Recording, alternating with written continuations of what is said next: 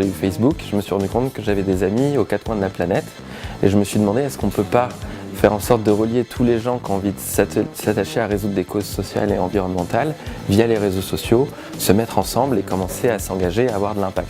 Alors les communautés, on en parle souvent, c'est un grand mot, mais soyons très clairs, c'est absolument pas nouveau. Dans une entreprise, comme à l'extérieur, comme dans votre vie personnelle, une communauté est avant tout ce qui vous relie aux autres.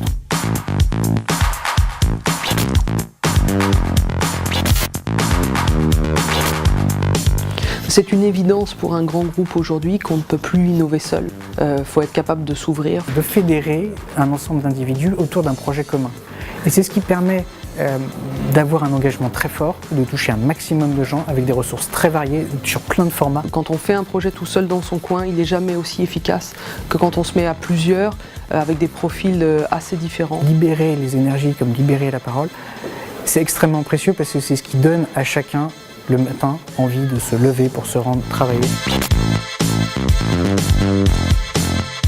Les bons ingrédients d'une communauté, c'est pourquoi on est tous ensemble dans le même bateau, qu'est-ce qu'on veut réaliser ensemble, donc c'est un peu le sens. Le deuxième, c'est d'avoir des bonnes attitudes qui sont partagées dans la communauté, donc les gens sont curieux, ils ont envie de rencontrer de nouvelles personnes, ils sont ouverts à la collaboration. Les valeurs sur lesquelles on communique sans cesse sur les réseaux sociaux, dans nos messages, on montre l'exemple dans nos ateliers, on les rappelle aussi sans cesse. La confiance, la bienveillance, la transparence, il n'y a pas de projet confidentiel ici. Et après, ce qui est super important aussi, c'est de valoriser tout ce qui se passe pour donner envie aux autres aussi de s'investir. Cet engagement, vous allez le susciter bien évidemment avec des incentives, avec de la gamification, avec des récompenses, avec des jeux.